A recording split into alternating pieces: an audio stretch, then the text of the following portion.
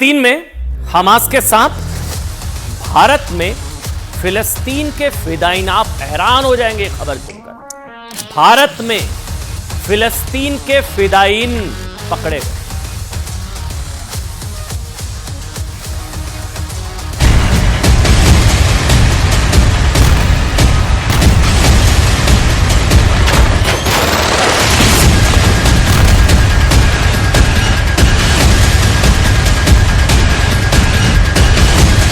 आतंकी संगठन है हमास। आप आतंकी हैं कि नहीं? हमको तो आप ही लग रहा था आतंकी। हक के लिए जान देने के लिए आज दुनिया के अंदर कोई ताकत ऐसी नहीं जैसे उन्होंने अपने सर से कफन बांध करके एक बड़ी ताकत के साथ लड़ रहे हैं।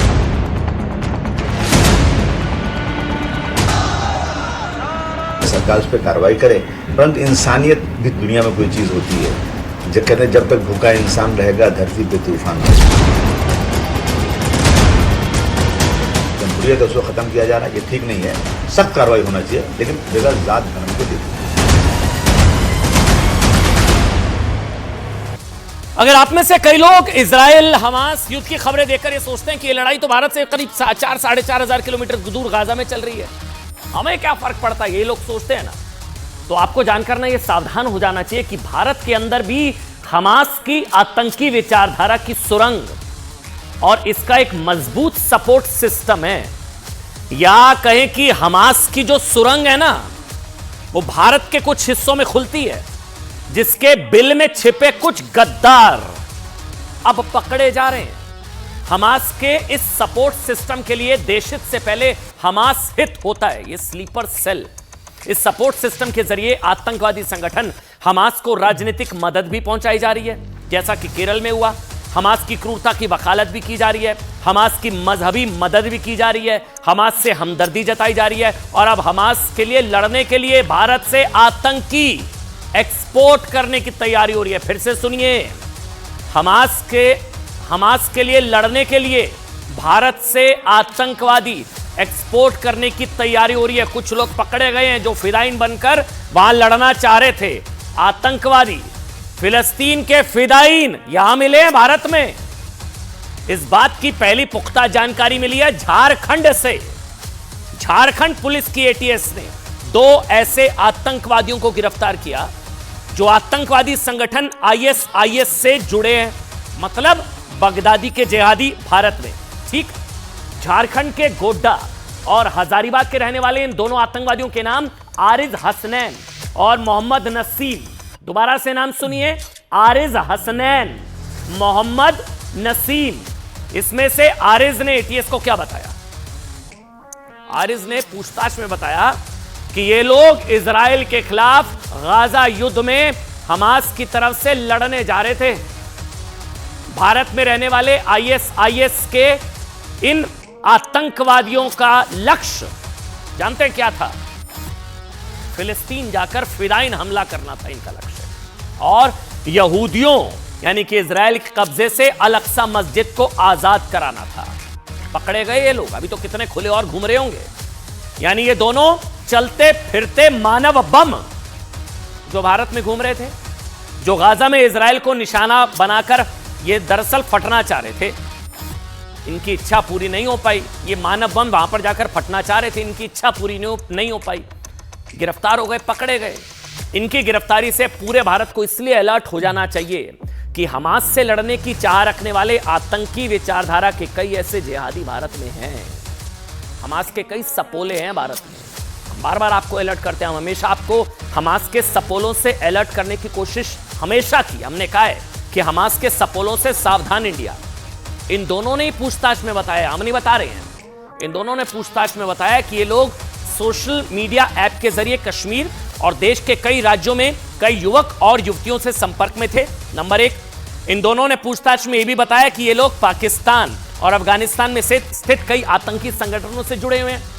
वैसे एक चीज समझ में आती है, मतलब पाकिस्तान का लश्कर तैयबा, तालिबान, फिर भी नाम सुना होगा। हमास का नाम तो इस युद्ध से पहले शायद कईयों ने सुना भी नहीं, लेकिन दुनिया का कोई भी आतंकी संगठन कहीं चर्चा में आ जाए, भारत के कुछ लोगों की हमदर्दी हो जाती है, शायद नाम चाहे पहली बार सुना हो। सोशल मीडिया के जरिए कई आतंकवादी संगठनों के प्रतिबंधित साहित्य और भड़काऊ वीडियो ये दोनों भारत में सर्कुलेट कर रहे थे। ये बगदादी के जिहादी, सीधे शब्दों में कहें तो ये आतंकवादी भारत में आईएसआईएस का बड़ा नेटवर्क और स्लीपर सेल तैयार कर रहे थे और मौका मिलते ही गाजा में जाकर इजराइल के खिलाफ फिलिस्तीन में फिदाइन बनना चाह रहे थे, पटना चाह रहे थे ये लोग वहां जाकर कमर में बेल्ट बांधकर। इनकी इच्छा पूरी नहीं हो पाई ताकि भारत समेत दुनिया में लोकतंत्र संविधान को हटाकर, मतलब इनकी एक और इच्छा होती है, शरिया और इस्लामिक शासन लागू किया जा सके। मतलब आप खुद सोचिए, भारत में हमास का नाम नहीं लोगों ने सुना था इससे पहले, लेकिन यहां भारत में इनके भी स्लीपर सेल है। भारत में हमास के आतंकी विचारधारा की जो सुरंग तैयार हो चुकी है ना, मैं बहुत गंभीरता से कह रहा हूं, 4,500 किलोमीटर दूर है, लेकिन वहां आतंकी सुरंग भारत में भी खुलती है कई जगह। बिल में कई गद्दार हैं, वो हम सबके लिए ना एक बहुत बड़ा खतरा है कि नहीं, ये आप लोग तय करिए। जो लोग हमास के लिए फिलिस्तीन जाकर फटने के लिए तैयार है, तो क्या भारत में हमास और आईएसआईएस के इशारे पर ये आत्मघाती हमला नहीं करेंगे? तो 2 पकड़े गए, सोचिए कितने होंगे। मतलब खुद सोचिए कि अगर इन्हें या इनकी जैसी विचारधारा के लोगों को भारत या हमास का आईएसआईएस में से किसी एक को चुनना पड़े कि भारत या हमास, तो ये किसके पाले में खड़े दिखाई देंगे? और भारत में हमास की आतंकी विचारधारा को खाद पानी के जिम्मेदार वो लोग हैं जो दरअसल, देखिए, भारत के मुसलमानों का कोई लेना देना नहीं है हमास से, कोई लेना देना नहीं है दूर दूर तक। भारत के मुसलमान राष्ट्रवादी हैं, लेकिन हमारे यहां एक जमात है, एक वर्ग है जो भारत के मुसलमानों को भड़का रहा है ये कहकर कि हमास के साथ खड़ा होना इसलिए जरूरी है क्योंकि कोई रिश्ता है, धर्म का रिश्ता है, मजहब का रिश्ता है, और हमास आतंकवादी संगठन नहीं है। भारत का मुसलमान उनकी बातों में बिल्कुल नहीं आ रहा है, वो राष्ट्रवादी है। लेकिन मुस्लिम युवाओं को ये लोग ये कहकर बरगलाते हैं कि हमास आतंकवादी संगठन नहीं है, बल्कि वो स्वतंत्रता सेनानी है। सवाल ये भी है कि ये 2 तो पकड़े गए, कितने हमास के हमदर्द और होंगे जो गाजा जाकर इसी तरह से फिदाइन बनना चाह रहे होंगे, जो अभी तक पकड़ में नहीं आ पाए हैं। जमीन उनकी है, वो बस रहे हैं। इस्राइल ने उनको अपना गुलाम बना रखा है। सुबह को वो जाते हैं, शाम को जो कमा करके आते हैं वो अपने बच्चों को खिला देते हैं। इस माहौल के अंदर उन्होंने जंग की है, अपने सर से कफन बांधा है। ये दहशतगर्द नहीं, ये अब दहशतगर्दों से अपना हक छीनने वाले हैं। वो हैं दहशतगर्द जिन्होंने इस जमीन पर कब्जा कर रखा है। तो आपको जवाब दे दिया गया, आपको से पूछिए बाद में। आतंकी संगठन है हमास? आप आतंकी हैं कि नहीं? हमको तो आप ही लग रहा था आतंकी। क्या लेना देना आप लोगों को हमास से? क्या लेना देना है आप लोगों को हमास से? आप भारतीय हैं, भारतीय होने पर गर्व करिए। दुनिया भर के मुसलमान भारत आना चाह रहे हैं, भारत आकर बसना चाह रहे हैं। क्या लेना देना है आपको हमास से? और भारत के मुसलमानों को भड़का रहे हैं, उकसा रहे हैं, बरगला रहे हैं। अब हम आपको भारत पर आतंकी खतरे से सावधान करने वाली ना एक और खबर बताते हैं। यह खबर हमास की तरह भारत में आतंकी सुरंग को लेकर है, जिसके जरिए रोहिंग्या बॉर्डर पार करके भारत में चोरी छिपे घुस रहे हैं। ये भारत के आंतरिक सुरक्षा के खिलाफ रोहिंग्याओं को घुसाने वाली सुरंग खोदने वाले लोगों के खिलाफ एनआईए ने बड़ी कार्रवाई की है। देश भर के 10 राज्यों से रोहिंग्या बसाने वाले सिंडिकेट से जुड़े 44 लोगों को अरेस्ट कर लिया गया। ये बहुत बड़ी खबर है आज की। 44 लोगों को, देश में रोहिंग्या बसाने का सिंडिकेट चलाने वाले ये 44 लोग त्रिपुरा, कर्नाटक, असम, बंगाल, तमिलनाडु, हरियाणा, तेलंगाना, पुडुचेरी और जगह पहले हैं, यहां से गिरफ्तार किए गए 44। एनआईए को रोहिंग्या बसाने वाले सिंडिकेट का सुराग कुछ महीने पहले मिला था। दरअसल कहानी सुनिएगा, हुआ क्या था। 9 सितंबर को असम की स्पेशल टास्क फोर्स को जानकारी मिली थी कि बांग्लादेश से रोहिंग्या और बांग्लादेशियों को चोरी छिपे भारत में बसाने वाला एक सिंडिकेट काम कर रहा है, घुसपैठियों को बसाने के लिए। यह सिंडिकेट रोहिंग्या बांग्लादेशियों को भारत में बसाने के लिए आधार कार्ड, राशन कार्ड, पहचान के अन्य दस्तावेज भी तैयार कराता है। कुछ महीने पहले इसी सिंडिकेट की मदद से असम में आए 450 रोहिंग्या, 450। अब यही चल के कल को ना हमास से हमदर्दी जाहिर करते हैं, यही चल के आगे चल के देश की सुरक्षा के लिए खतरा बनते हैं, और यही चल के आगे चल के ना कहीं के फिदाइन भी बन जाते हैं। 450 रोहिंग्या। भरोसा नहीं कर सकते हैं भाई हम किसी और पर, बाहर के रोहिंग्या मुसलमानों को हम नहीं कर सकते भरोसा। 450 रोहिंग्या और बांग्लादेशी घुसपैठिए पकड़े गए थे। तब बीएसएफ की मदद से इन 450 घुसपैठियों को वापस बांग्लादेश भेज दिया गया था। अतिथि मत आइए भाई। गृह मंत्रालय की जानकारी में आने के बाद गृह मंत्री अमित शाह खुद इस मामले की निगरानी कर रहे थे। गृह मंत्री के निर्देश पर ही एनआईए ने रोहिंग्या घुसपैठ की जांच की जिम्मेदारी ली और असम में केस दर्ज किया। और एनआईए की जांच के बाद कल देश के 10 से ज्यादा राज्यों से रोहिंग्याओं को बसाने वाले सिंडिकेट से जुड़े लोगों की गिरफ्तारी हो गई है। अब सुनिए, एनआईए की इस कामयाबी के बाद गृह मंत्री अमित शाह ने कहा है कि प्रधानमंत्री नरेंद्र मोदी के सुरक्षित भारत के सपने के तहत एनआईए ने अंतर्राष्ट्रीय मानव तस्करी से जुड़े 5 मॉड्यूल ध्वस्त किए। 10 राज्यों में एक साथ चलाए गए ऑपरेशन के तहत 44 गिरफ्तारियां हुई।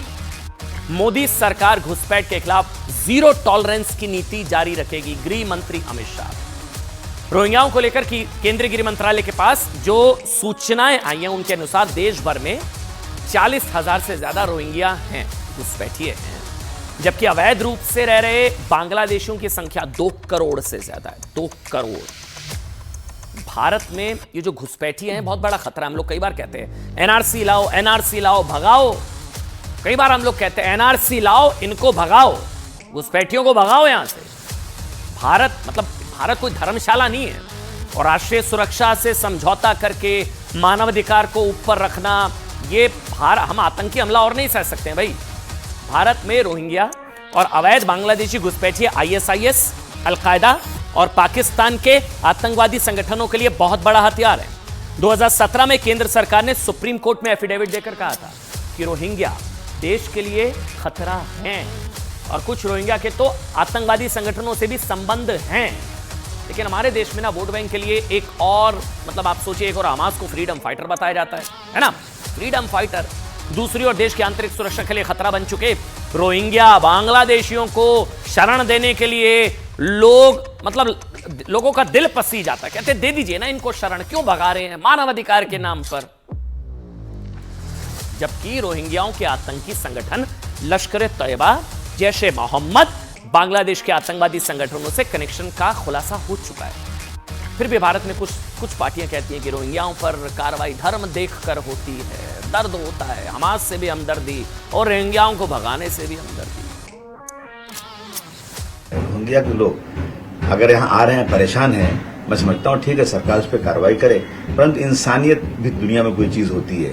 जब कहते हैं जब तक भूखा इंसान रहेगा धरती पे तूफान रहेगा। भारतवर्ष की सांस्कृतिक, भारतवर्ष तहजीब को बर्बाद करके हमारी जो हमारी जमहूरियत है उसको खत्म किया जा रहा है, ये ठीक नहीं है। सख्त कार्रवाई होना चाहिए, लेकिन बगैर जात धर्म को देखे हुए।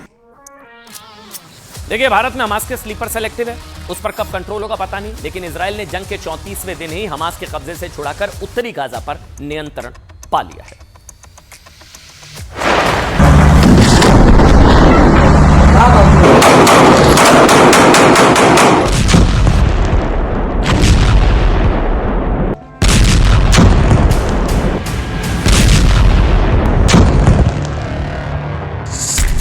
चौबीस घंटे में हमास के 130 टनल तबाह।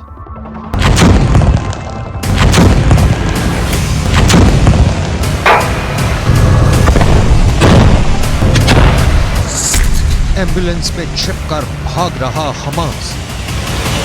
لا يا اخوان الشباب ده اطلع معايا 60 कमांडर खल्लास, हमास ले रहा आखिरी सांस। गाजा में इजराइल का सैन्य ऑपरेशन ताबड़तोड़ जारी है। इजरायली सेना अब गाजा के अंदर दाखिल हो चुकी है और हर गली में हमास के आतंकियों को चुन चुन कर खत्म किया जा रहा है।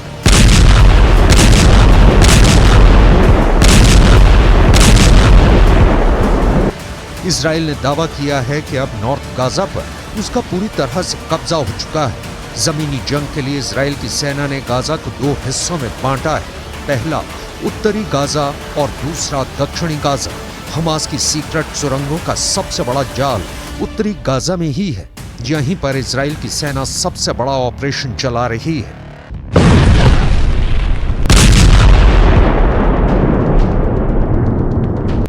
जबकि दक्षिणी गाजा में इजराइल का ऑपरेशन आम लोगों के बीच छिपे हमास आतंकियों के खिलाफ हो रहा है, जहां बड़ी बड़ी इमारतों के बीच इजराइल की सेना को अर्बन वॉरफेयर की नीति अपनानी पड़ रही है।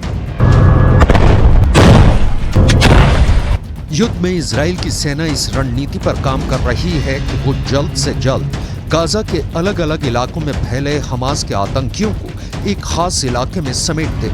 उसके बाद हमास के आतंकियों को लोकेटेड एरिया में घेर कर उन्हें कंस्ट्रेंट किया जाए और फिर उनके सफाई के लिए आखिरी ऑपरेशन चलाया जाएगा जो बेहद भीषण होने वाला है। אנחנו פועלים בתוכה, אנחנו מעמיקים את הלחץ על החמאס מדי שעה, מדי יום. עד כה חיסלנו אלפי מחבלים מעל הקרקע. अरब देशों की अपील पर अमेरिका ने भी इजराइल से सीज फायर करने के लिए कहा था, लेकिन नेतन्याहू का ऑर्डर है जब तक हमास खत्म नहीं होता है कोई सीज फायर नहीं हो सकता है। इजराइल का मैसेज क्लियर है कि गाजा को हमास मुक्त कराना है और नेतन्याहू के इस फैसले का इजराइल का कई सैन्य अफसर भी समर्थन कर रहे हैं। אנחנו נתקדם וננצח, ונעשה את זה בעזרת השם ובעזרת הלוחמים הגיבורים שלנו. इजरायली सैन्य अधिकारी डैन ने दावा किया है कि गाजा पाकिस्तान की तरह बन चुका है और इसका कोई हल नहीं निकल सकता, सिर्फ वहां एक्शन से ही बात बन सकती है। तो क्या गाजा पाकिस्तान बन चुका है और जिस तरह से पाकिस्तान आतंकियों को पालने और उनसे दहशतगर्दी कराने की साजिशें करता है, ठीक वैसा ही हमास गाजा के अंदर कर रहा है। आतंकियों की फैक्ट्री चलाने वाले पाकिस्तान की हालत दुनिया देख रही है, ठीक वैसा ही गाजा में हमास ने किया है। गाजा में अब सिर्फ चारों तरफ बारूद और धुआं बस रहा है। इजराइल ने जंग में हमास के 60 कमांडरों को भी मार गिराने का दावा किया है। आईडीएफ का दावा है कि उसने 7 अक्टूबर से लेकर अब तक हमास के 60 कमांडरों को ढेर कर दिया है। इसके साथ ही पिछले 24 घंटे में इजराइल ने हमास की करीब 130 आतंकी सुरंगों को ध्वस्त कर दिया है।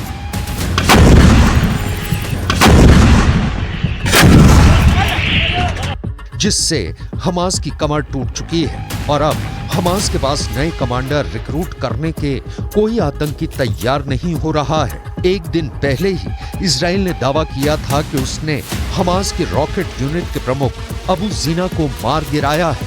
आईडीएफ ने एक वीडियो भी जारी किया है जिसमें हमास के anti tank unit chief Ibrahim Abu को मार गिराने का दावा किया गया है। Ibrahim Abu central camp brigade में छिपा था और वहां से इजराइल पर कई हमले किए।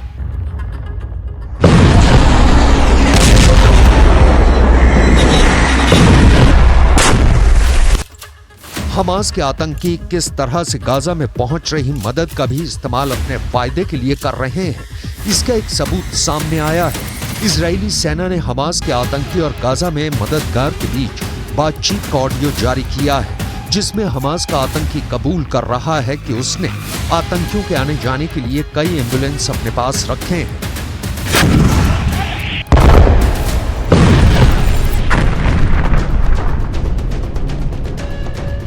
ولا شيء زي ما انا. لا يا اخوان الشباب قاعد اطلع معي ها. الشباب قاعد يا عمي ما انا في شباب بتطلعوا تنزل قاعد اطلع مع اي شباب بس مش فاهم الفكره. لا يا راجل كنت بطلع مع اي شباب يا زلمه يعني بطلع لشباب تتحرك وكذا. لا يا اخوان الشباب قاعد اطلع معي ها. الشباب قاعد يا عمي ما انا في شباب بتطلعوا تنزل قاعد اطلع مع اي شباب بس مش فاهم الفكره. لا يا راجل كنت بطلع مع اي شباب يا زلمه يعني بطلع لشباب تتحرك وكذا.